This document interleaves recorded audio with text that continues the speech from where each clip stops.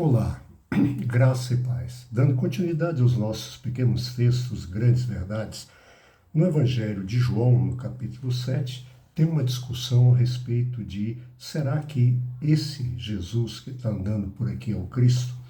No verso 37 diz assim: No último e mais importante dia da festa, Jesus levantou-se e disse em alta voz: Se alguém tem sede, venha a mim e beba.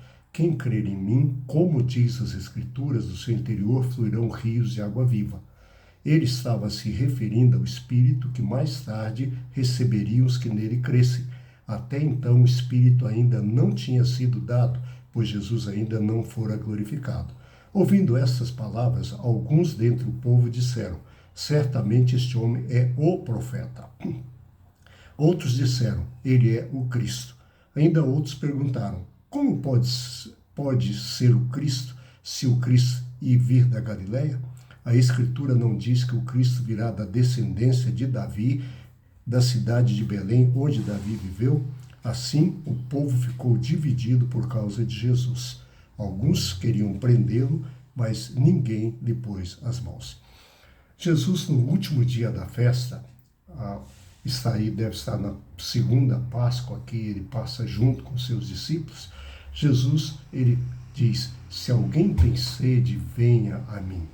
E ele diz: olha, aquele que vem a mim, do seu interior fluirão rios de água viva. Jesus é a água da vida. Jesus é aquele que, quando nós temos sede, nós podemos ir, porque ele nos revigora. Ele nos dá essa condição. E o que flui de nós é o Espírito Santo. Desde que Jesus voltou aos céus, aliás, quando ele morreu, ele ficou ainda, ressuscitou, ficou por 40 dias na terra, e quando ele voltou aos céus, ele disse aos seus aos seus discípulos, que ele enviaria o Espírito Santo. E no dia de Pentecostes, isso aconteceu. O Espírito Santo foi derramado, e hoje o Espírito Santo habita o cristão. Por isso, ele flui do nosso interior. E aí, ouvindo essas palavras, alguns disseram: ele é o profeta. Os judeus esperavam o profeta. O profeta seria aquela pessoa que teria a palavra de Deus, que falaria em nome de Deus e que teria total autoridade. Mas outros diziam ainda: não, ele é o Cristo. O Cristo é maior que o profeta, porque o Cristo é o Messias, é o enviado, é aquele que viria para restaurar o trono de Israel. O profeta falaria em nome de Deus e o Cristo restauraria todas as coisas em nome de Deus. Mas aí se levantaram uma questão. E a questão que levantaram foi a seguinte: como pode o Cristo vir da Galileia?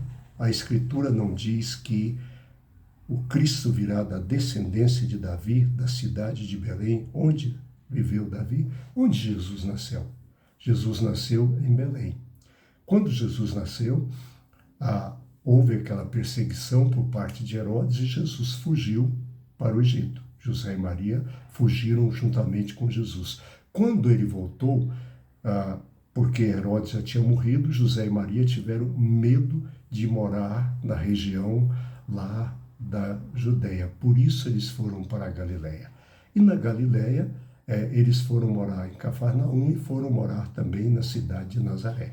E aí, Mateus capítulo 2, o verso 23, diz que Jesus seria chamado de o Nazareno. Mas é interessante notar que não tem nenhum texto no Velho Testamento que diz que Jesus seria chamado de o Nazareno. Isaías capítulo 11, o verso 1, diz que ele seria o renovo. Ele é o renovo. É que a palavra renovo, no hebraico, é a mesma palavra Nazaré. Então dizer que ele é o Nazareno, que ele é o renovo, é absolutamente a mesma coisa. Então as pessoas conheciam parte da profecia, que dizia que ele seria da descendência de Davi, que ele viria da Belém, mas esqueceram que ele seria o renovo, e sendo o renovo, ele viria de Nazaré. Tenha uma boa noite, que Deus te abençoe. Lucas estará com vocês amanhã e eu volto na sexta-feira, se Deus quiser. Até lá, um abraço, fique em paz, que Deus te abençoe.